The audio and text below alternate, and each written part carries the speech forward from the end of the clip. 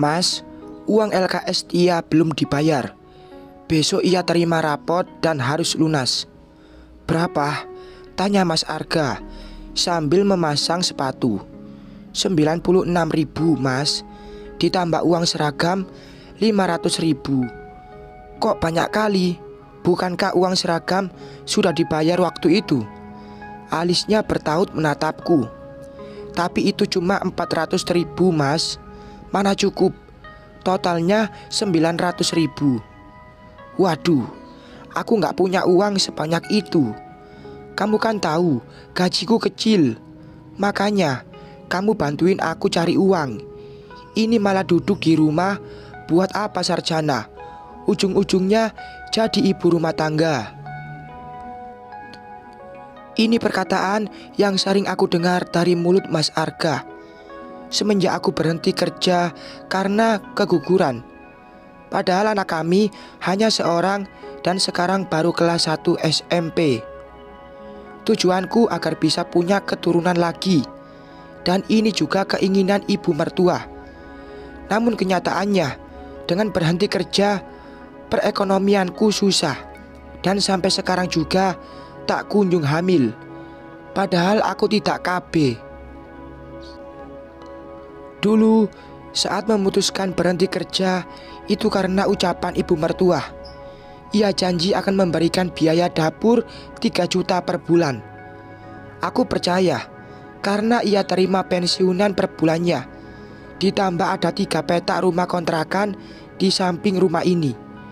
Namun hingga sekarang ucapan ibu mertua tidak terbukti. Aku juga udah cari kerja. Bahkan sudah beberapa kali tes. Tapi belum juga ada hasilnya, Mas.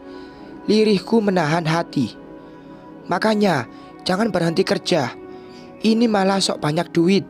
Kayak orang kaya aja. Lihat istri teman-temanku, banyak jadi wanita karir. Bahkan sudah punya rumah dan mobil. Tapi ini juga keinginan ibu, Mas. Emang yang biayain hidupmu ibuku. Mikir pakai otak, bukan pakai dengkul. Lalu ia berlalu keluar kamar. Jangan menangis, Sarah. Kamu udah biasa mendengarnya. Batinku mensugesti diri agar tidak meneteskan air mata. Aku sudah tak punya tabungan lagi. Dulu sebagian uang jam sostek hasilku bekerja sudah terpakai buat membangun kamar baru di rumah ini. Tak mungkin dia masih tidur denganku dan Mas Arga. Lagian biaya keseharian hanya dari uang 2 juta yang diberikan Mas Arga.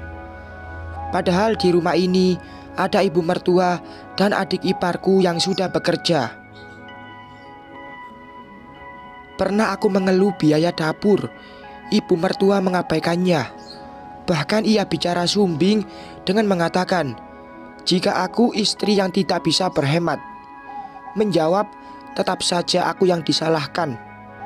Bahkan Andi, adik iparku, tak segan-segan berdebat seperti mulut perempuan. Ya, Andi lelaki kemayu. Aku keluar kamar, tapi tak melihat Mas Arga. Terlihat motor masih ada di teras. Karena pintu terbuka lebar, lalu aku ke ruang tengah, ingin memastikan keberadaannya. Bagaimanapun juga, aku harus mencium punggung tangannya sebelum ia berangkat kerja. Itulah, Bu, Sarah tak bisa berhemat. Padahal gajiku sudah sepenuhnya ia yang pegang. Dek. Langkahku terhenti saat melewati pintu kamar ibu mertua. Terdengar suara Mas Arga mengeluh tentang diriku. Kok Sarah begitu? Bukankah ibu sudah kasih 3 juta tiap bulan agar sebagian gajimu bisa untuk kebutuhan lain? Toh yang bayar listrik dan air Andi kok, kata ibu mertua. Dek, berdesir mendengar perkataan ibu mertua. Aku tak pernah menerima uang 3 juta darinya, apalagi setiap bulan. Kenapa ia bicara dengan Mas Arga seolah aku sudah sering menerimanya? Bahkan aku hanya menerima uang 2 juta setiap bulan dari gaji Mas Arga. Dan yang aku tahu, gaji suamiku itu hanya 2.500.000 per bulan. Itulah Bu, aku tuh capek dengar keluhannya. Ini uang seragam sekolah Tia masih utang, belum lagi uang LKS. Ya udah, ini 1 juta, cepat bayarin. Jangan sampai istrimu malah make untuk yang lain. Gimana pun juga pendidikan anakmu penting. Aku segera berlari ke kamar. Sebelum Mas Arga tahu, aku menguping. Terduduk di tepi ranjang, dada ini terasa sesak. Kenapa mereka bicara seolah aku yang menghabiskan uang buat berfoya-foya? Apa ibu mertua tak lihat keseharianku? Hingga ucapan itu tak ragu dilontarkan. Dan Mas Arga, kenapa ia mengeluh ke ibunya? Seolah aku istri tak becus mengolah keuangan. Bukankah ia tahu berapa banyak uang yang aku pegang? Sarah, ini uang buat sekolah Tia. Itu aku lebihin sedikit agar bisa beli ayam buat masak. Tiba-tiba Mas Arga masuk kamar, lalu memberikan uang padaku. Ya Mas, jawabku menerima uang itu. Aku berangkat kerja dulu. Hari ini aku pulang larut karena harus lembur. Kamu gak usah tunggu, karena aku bawa kunci cadangan. Setelah mencium punggung tangan Mas Arga, ia berlalu pergi dengan motor. Motor sport itu hasil dari keringatku dulu bekerja. Sementara motor bebek milik Mas Arga sudah dijual dan dibelikan perhiasan. Namun perhiasan itu akhirnya habis buat memenuhi kebutuhan sehari-hari. Kuhitung uang yang diberikan Mas Arga, semua uang lembaran 50.000, tapi hanya berjumlah 800.000. Bukankah tadi aku dengar ibu mertua memberi uang 1 juta? Aku kembali ke kamar, memikirkan tentang komunikasi Mas Arga dengan ibunya. Dan yang kutangkap, ada sebuah kebohongan menjadikanku kambing hitam. Tapi siapa yang berbohong? Ibu mertua atau suamiku? Tapi apa tujuannya? Bukankah aku menantu di rumah ini? Tiba-tiba lamunanku terhenti mendengar ponsel berdering. Kulihat layar ponsel, nomor yang pernah menghubungiku beberapa kali. Segera aku terima. Halo, ucapku di ponsel. Alhamdulillah, ternyata ini panggilan keempat. Panggilan buat wawancara akhir. Ini perusahaan besar yang pernah bekerja sama dengan perusahaanku dulu bekerja.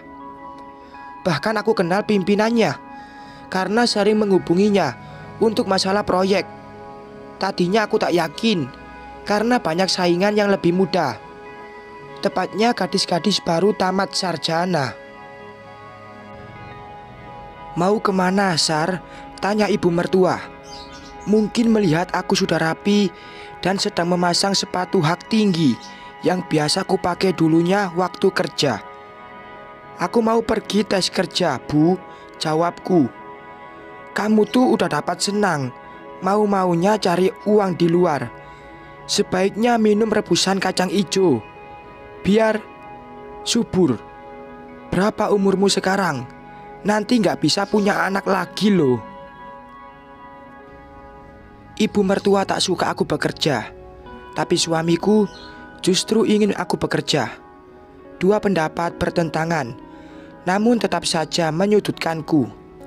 Aku bisa maklum kenapa ibu mertua ingin aku hamil lagi. Andi tak pernah bawa perempuan ke rumah, padahal ia sudah mapan, kerja PNS. Mungkin gak ada pengaruh dengan sikap kemayunya. Entahlah. Alhamdulillah, benar aku diterima, Pak. Iya, aku harap kamu tak lupa cara menangani proyek. Dan selama kita kerja sama dulu, sudah cukup aku tahu kinerjamu, Sarah. Jawab Pak Ismail terdengar santai. Kami sering bercanda dulunya, hingga suasana tidak kaku. Bahkan aku juga kenal baik dengan istrinya. Aku meneteskan air mata. Tak menyangka jika kesempatan itu masih ada. Kini aku bisa kerja seperti dulu dengan jabatan manajer. Alhamdulillahirabbil alamin. Mas Arga, aku sudah dapatkan kerja. Akan kuperlihatkan seperti apa seorang istri, wanita karir sebenarnya. Terima kasih memintaku agar bekerja lagi, batinku.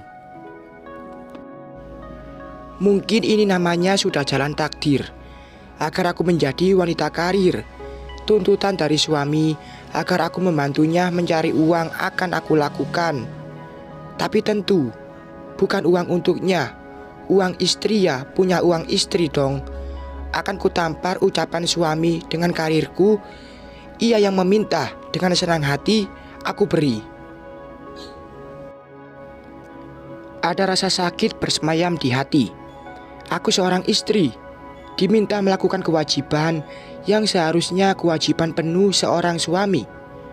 Sebenarnya bukan karena aku keberatan bekerja, tapi cara Mas Arga yang membuatku merasa tertampar. Ucapnya dengan nada merah, seolah aku harus wajib mencari uang. Ada rasa sesak dan ada rasa bebas.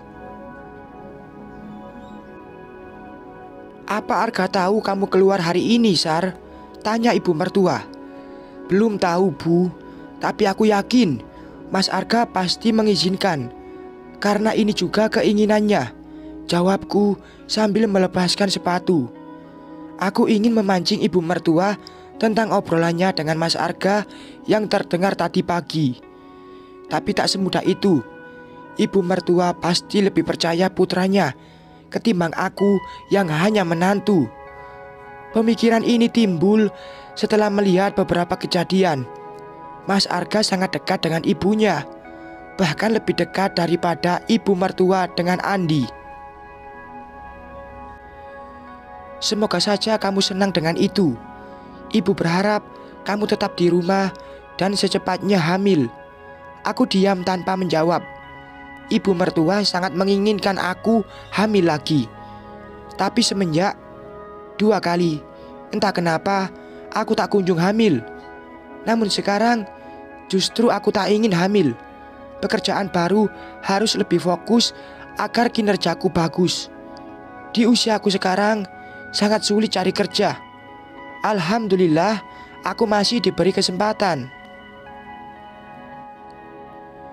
Ingat loh, Sar, semakin bertambah usia, semakin sulit punya anak. Apalagi kamu udah 2 kali. Lalu ibu berlalu ke teras depan. Biasa, jam segini menunggu Tia pulang sekolah. Assalamualaikum. Tak lama kemudian terdengar suara Tia mengucapkan salam. Ia selalu tepat waktu pulang sekolah, meskipun sekolahnya hanya berjarak 7 rumah dari sini. Jika aku kerja, tak perlu khawatir. Ibu mertua bisa menjaga Tia. Bahkan 10 menit saja Tia belum pulang, ia yang pertama gelisah. Namanya juga cucu satu-satunya. Cucu nenek sudah pulang, gimana belajarnya? Ada yang gak ngerti. Suara ibu mertua terdengar senang menyambut putriku. Dan itu sudah biasa terdengar. Bahkan aku jarang mengisi kuota internet Tia, karena ibu mertua sudah membelikannya. Ada, Nek, tapi entar aja, karena lapar, jawab Tia manja. Aku segera ingin ke dapur setelah mengganti pakaian. Namun saat melewati meja makan, langkahku terhenti karena ingin melihat isi dalam tudung saji. Dan benar saja firasatku, ibu mertua sudah masak. Ada rasa tak enak, tapi ditepis setelah mengingat ucapan Mas Arga. Gak usah repot, ibu udah masak. Makan yang banyak agar kamu sehat, tugas ibu sambil berlalu ke dapur. Kuhela nafas panjang. Rasanya ingin berkata, jika aku kerja karena kondisi keuangan, tepatnya kondisi keuanganku, sebaiknya aku coba mulai memancing ibu mertua dengan ucapannya yang terdengar tadi pagi. "Aku butuh uang, Bu. Lagian gak enak dengar Mas Arga selalu marah jika aku minta uang." Langkah ibu mertua terhenti sebelum melewati pintu dapur. "Makanya berhemat. Lagian anak cuma satu, tapi kebutuhanmu kayak punya anak 3 aja." Tuh kan, aku serba salah berucap. Tetap saja aku yang disalahkan. Di sini serba mahal, tidak sama di kampungku. Jika masak sayur, tinggal ambil di kebun. Haruskah aku jabarkan semuanya? Lagian ia pasti tahu kok. Lagian Mas Arga minta aku kerja, Bu. Lirihku. Itu karena kamu selalu boros, hingga pengeluaran banyak. Coba kamu pandai mengatur keuangan.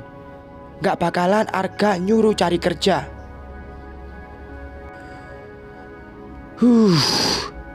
Capek berdebat. Entah apa yang diucapkan Mas Arga, hingga ibu mertua memandang negatif padaku.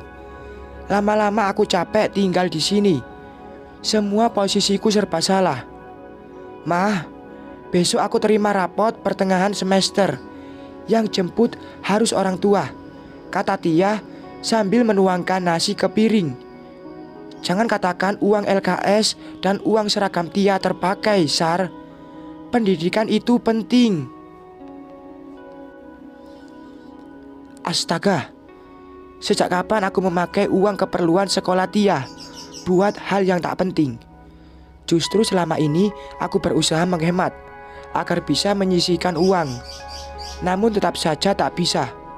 Mas Arga selalu menuntut jika di meja makan harus tersedia ayam goreng. Saat aku tak sanggup beli ayam, ia langsung marah, hingga akhirnya ia makan di luar. Aku putuskan diam, lalu berlalu masuk ke kamar. Bersambung.